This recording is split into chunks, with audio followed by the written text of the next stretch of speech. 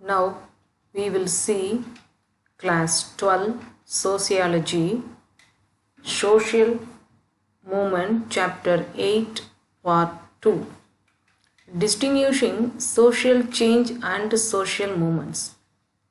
It is important to distinguish between social change in general and social movements. Social change is continuous and ongoing. The broad historical process of social change or the sum of the total of countless individual and collective actions gathered across time and space. Social movements are directed towards some specific goals. It involves a long and continuous social effort and action by people. To draw from our discussion in chapter 2, we can view the Sanskritizations and Westernization as social change and see the 19th century social reformers' efforts to change the society as social movements. 8.2 Sociology and Social Movements. Why the study of social movement is important for sociology? From the very beginning, the discipline of sociology has been interested in social movements. The French Revolution was the violent culminations of several movements aimed at overthrowing of monarchy and establishing liberty, equality, and fraternity. In Britain, the Industrial Revolution was marked by great social upheaval. Recall our discussion on the emergency of sociology in the West in Book 1 NCERT Class 11.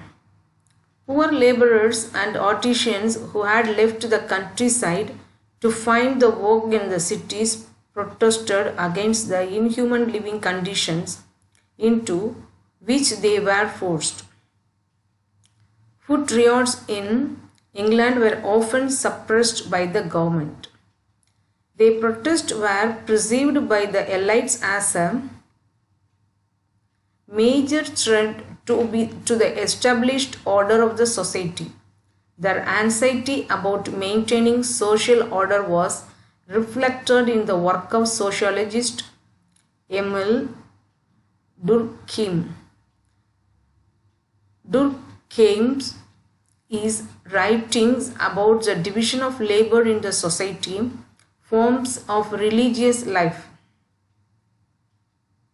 and even suicide mirror his concern about how social structures enable social integration.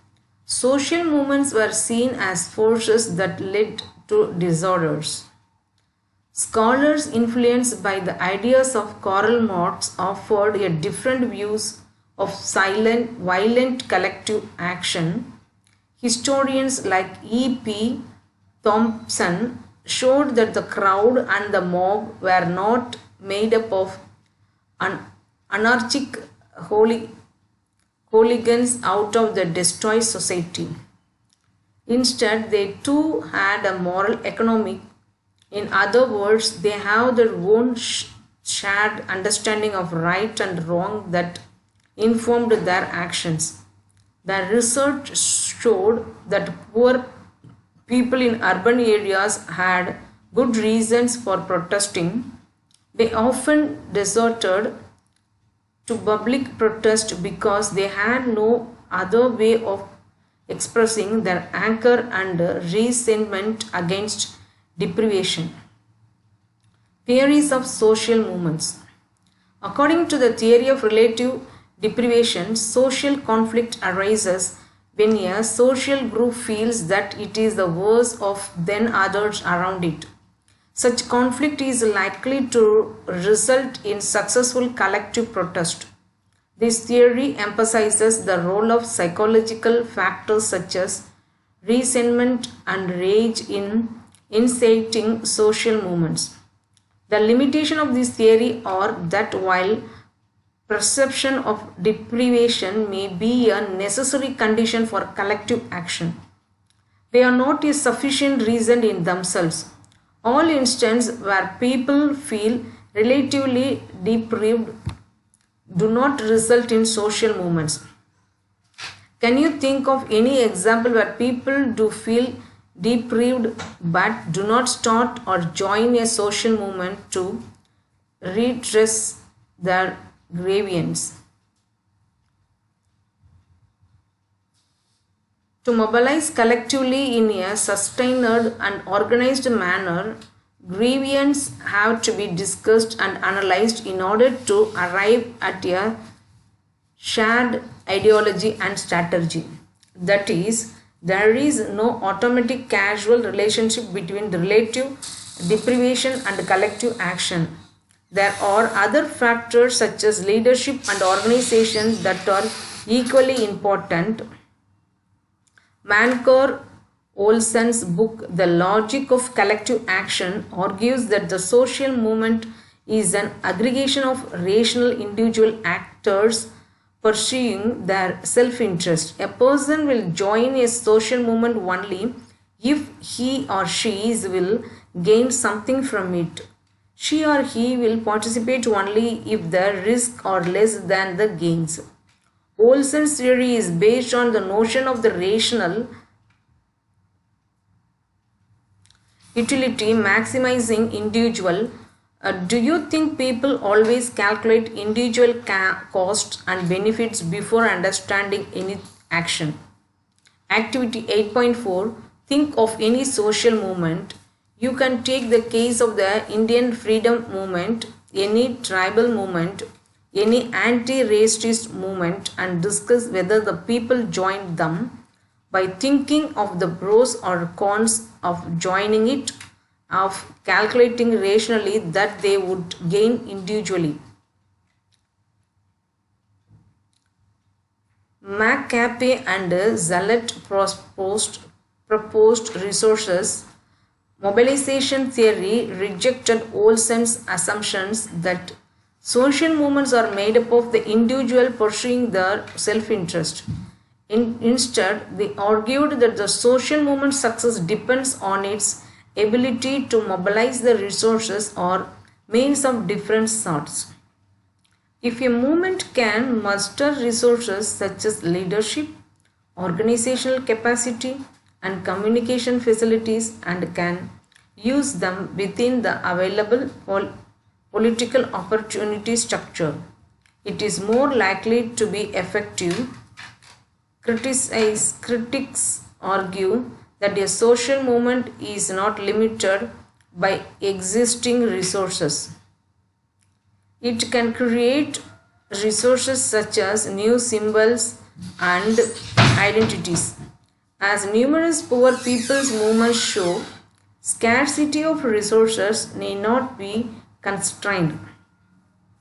Even with an initial limited material resources, organizational base, a movement can generate resources through the process of struggle.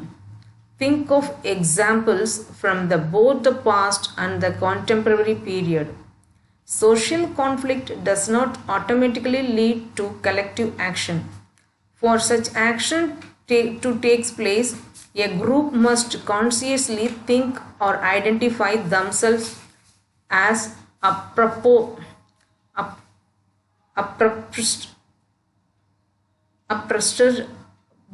beings. There has to be an organization leadership and a clear ideology. Often, however, social protest does not follow on these lines. People may have a clear idea of how they are exploited, but they are often unable to challenge this through overt political mobilization and protest. In his book Weapons of the Weak, James Scott analyzed the lives peasants and laborers in Malaysia. Protest against injustice took the form of small acts such as being deliberately slow, deliberately slow. These kinds of acts have been defined as everyday acts of resistance. Studies on poor women in South Asia has shown that often they are forced to give their small savings to their husbands who demand it for their drinks. They then divorced a way out by hiding the money in two places. When they were forced to give up their hard-earned savings, they gave the money from one of them hiding places and thereby ensured the safety of the other savings. Exercise for box 8.4. Is this an act of resistance or the survival strategy or coping mechanism? Discuss. 8.3. Types of social movements. One way of classifying reformist, re-edemist, re-voluntary. There are different kinds of social movements. They can be classified as redemptive or transformative, 2. Reformist, 3. Revolutionary. A redemptive social movement aims to bring about a change in the personal consciousness and actions of the individual members. For instance, people in the Yelava community in Kerala were led by Narayana Guru to change their social practices. Reformist social movements strive to change the existing social and political arrangements through the gradual incremental steps. The 1960 movement for the reorganization of India's states on the basis of language and the recent right to information campaign are the examples of reformist movements. Revolutionary social movements attempt to radically transform social relations, often by capturing state power. The Bolshevik Revolution in Russia that deposed the Tsar to create a communist state, and the Naxalite movement in India that seeks to remove the oppressive landlords and the state officials can be described as a revolutionary movement. As you might discover, when you try to classify a social movement in terms of this typology, most movements have a mix of redemptive, reformist, and revolutionary elements, or the orientation of the social movement may shift over the time such that it starts off with, say, revolutionary objectives and becomes the reformist. A movement may start from a phase of the mass mobilization and collective protest to become the more institutionalized. Social scientists who study the life cycles of social movements call this a move towards social movement organization. How a social movement is perceived and classified is always a matter of interruption. It differs from one section to another. For instance, what was a mutiny or a rebellion for British colonial rulers in 1857 was the first war of independence for Indian nationalists. A mutiny is an act of defiance against the legitimate authority, that is British rule. A struggle for independence is the challenge to the very legitimacy of British rule. This shows how people attach different meanings of social movements. Activity 8.5. Find out about social movements such as Telangana struggle, the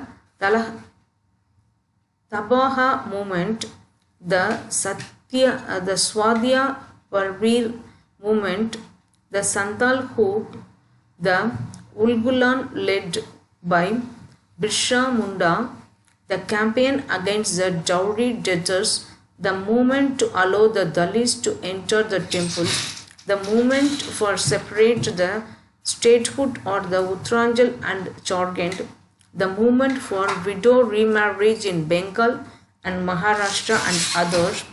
Any other social movement you have read about? Can you classify these social movements in terms of the categories given above?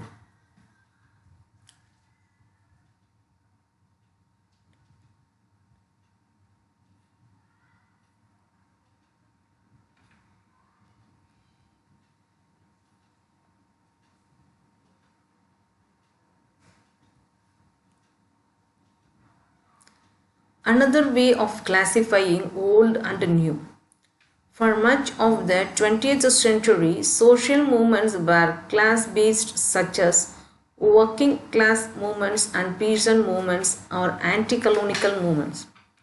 While anti-colonial movements united entire people into national liberation struggles, class-based movements united classes to fight for their rights.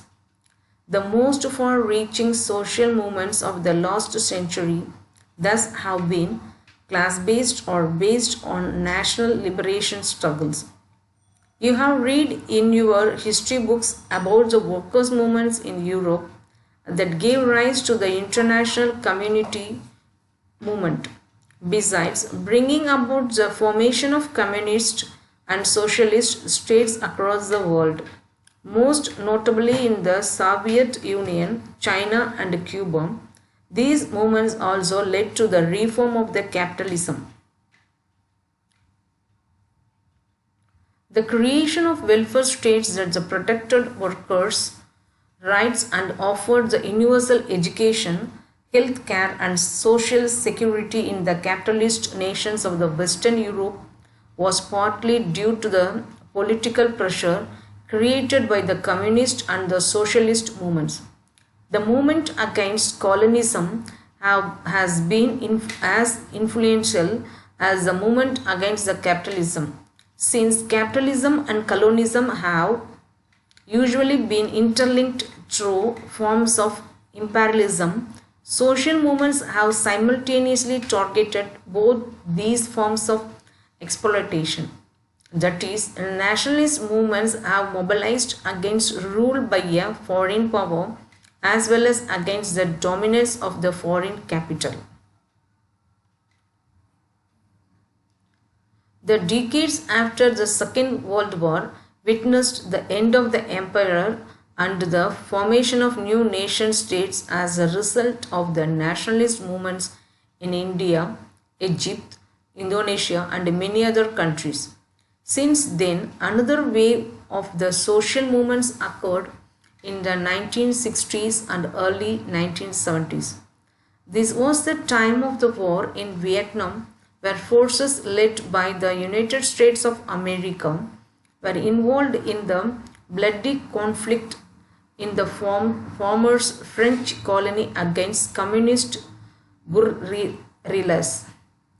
In Europe, Paris was the nucleus of the vibrant students' movement that joined workers' parties in a series of strikes protesting against the war. Across the Atlantic, the United States of America were experiencing the surge of the social protest. The civil rights movement led by the Martin Luther King had been followed by the Black Power movement led by the Malcolm X. The anti-war movement was joined by tens of the thousands of the students who were being compulsorily drafted by the government to go and fight in Vietnam. The women's movements and the environmental movement also gained strength during this time of social ferment.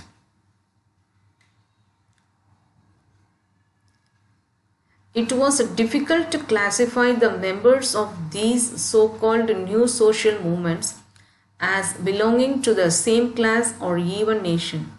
Rather than a shared class identity, partitions felt that they are shared identities as students, women, blacks, or environmentalists.